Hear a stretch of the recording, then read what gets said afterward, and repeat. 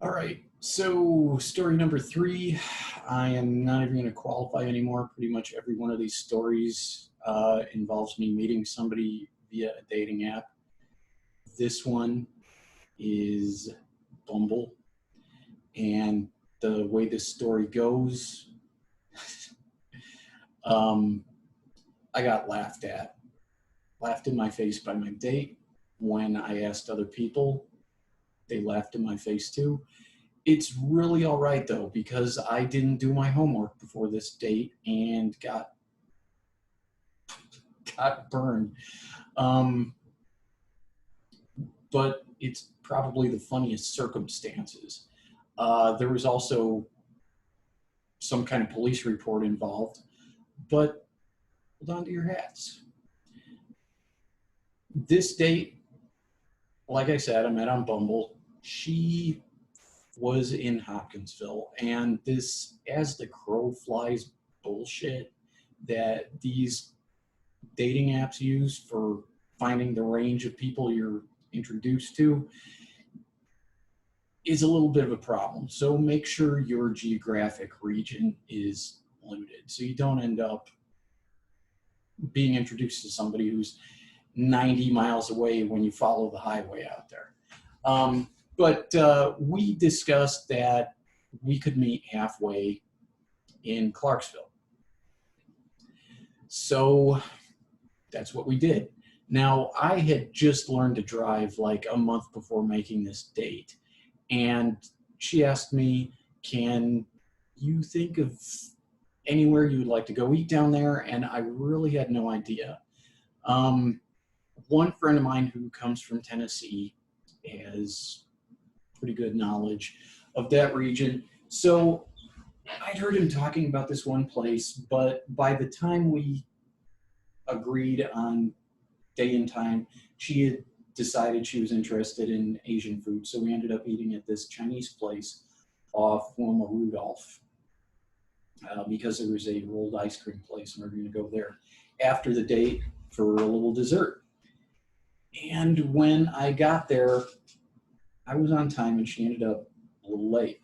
So I just sat there and people kept asking me, are you waiting for somebody? What's the deal? Why are you sitting here? Can we seat you? Would you like to look at a menu? And I kept letting other people go ahead of me because as an incurable optimist, I assumed that she just got caught up at work or something. So my date finally arrives, a bit late, comes in, we get seated, and she leans over the table, looks me dead in the eye, and says, on my way here, I think I saw somebody jump off a bridge. Do you mind if I call the police?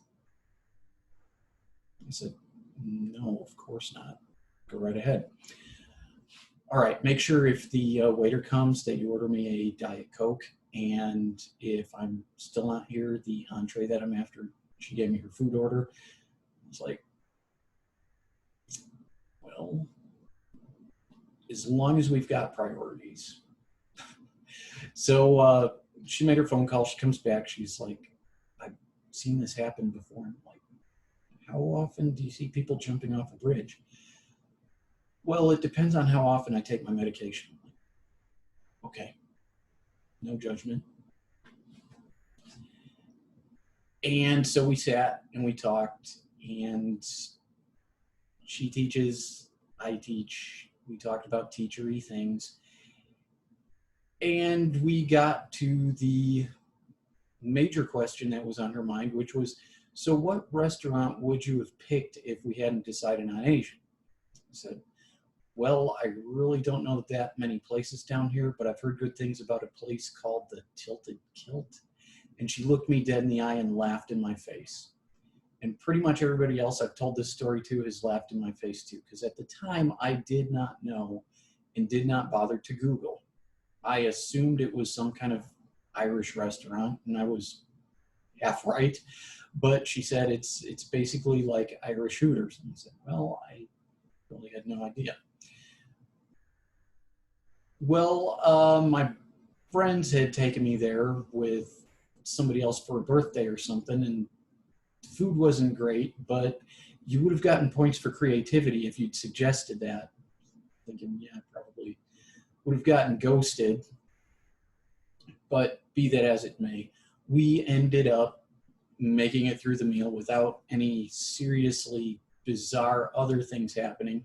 She did bring up the idea of going back and checking to see if the person who had jumped off the bridge was still there, and I kind of made the point that he probably wasn't going to be hanging around if we were going to be sitting through a whole meal and then going for ice cream afterwards. Plus, we took separate cars, so I'm happy to drive, but I don't think any closure is going to come of this. You may follow up with the police, but I can't guarantee they'll tell you anything either. So we ended up going to the ice cream place, talking more, and getting through the evening. Things went the way they went, and there is a secondary story involving a Walmart that was laid out completely backwards. So the people who've heard the story of the backward Walmart know the rest of this story. But I am just going to leave off there because this story is probably not as exciting or as entertaining as some of the other ones.